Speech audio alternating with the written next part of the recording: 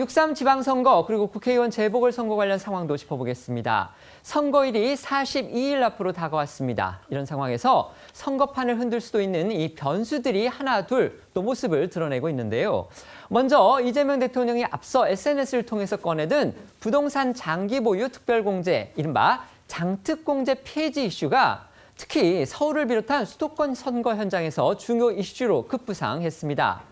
복수의 언론들은 장특공제를 폐지할 경우에 실제 부동산 시장에 미칠 영향, 이걸 시뮬레이션을 해봤는데 서울 강남의 고가 아파트들은 물론이고요. 이 다른 지역의 서울 아파트 절반이 영향권에 들어간다. 지금 이렇게 나와 있습니다.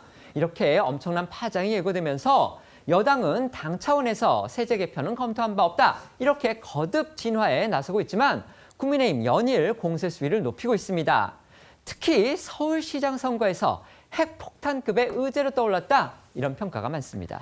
네, 이 장기 보유 특별 공제, 그러니까 집을 사서 오래 산 사람에게는 이 세금을 이제 깎아준다 이런 제도인데 소득세법에 따라서 1주택자가 3년 이상 보유를 하고 2년 이상 거주한 집을 매도를 할 경우 이 양도세를 일정 부분 공제해서 이 세 부담을 줄여주는 그런 제도입니다.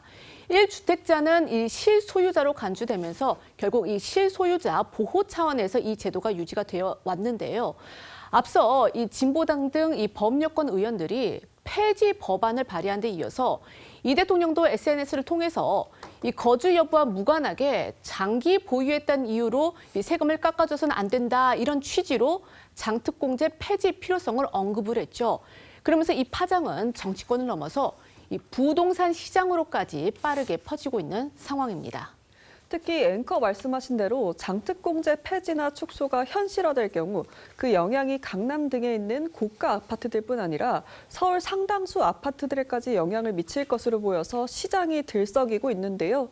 현재 1세대 1주택자는 양도가액이 12억 이상일 때 양도세가 부과되는데 서울 아파트 중위 가격이 12억 원을 기록했기 때문에 서울 아파트 보유자의 절반이 장특공제 폐지나 축소로 인해 양도세 부담이 커질 수밖에 없다는 관측이 나오고 있습니다. 일부 언론에서는 조금 더 구체적인 시뮬레이션 결과도 나왔는데요.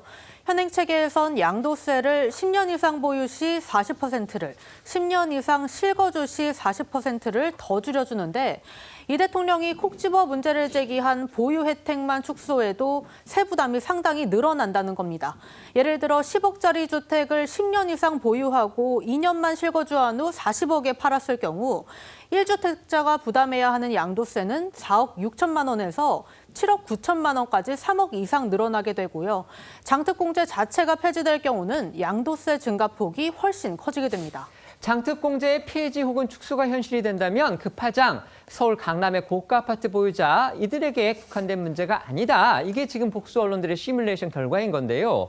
국민의힘에서도 비슷한 주장이 나왔습니다. 이 관료 시절부터 세제에 능통한 이 송원석 원내대표가 이재명 대통령이 최근 매물로 내놓았다는 분당, 그러니까 경기도죠. 경기 성남시의 분당 아파트를 그 예로 들어서 눈길을 끌었습니다. 네, 이재명 대통령은 2달 전 1998년부터 28년간 보유해온 이 분당 아파트를 매물로 내놨습니다.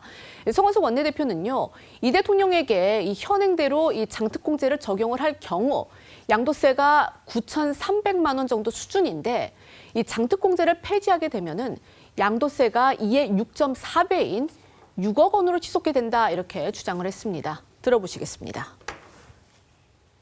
이재명 대통령 분당 아파트를 계산을 해보았습니다. 현행 기준 양도소득세 약 9,300만 원 수준으로 추정됩니다.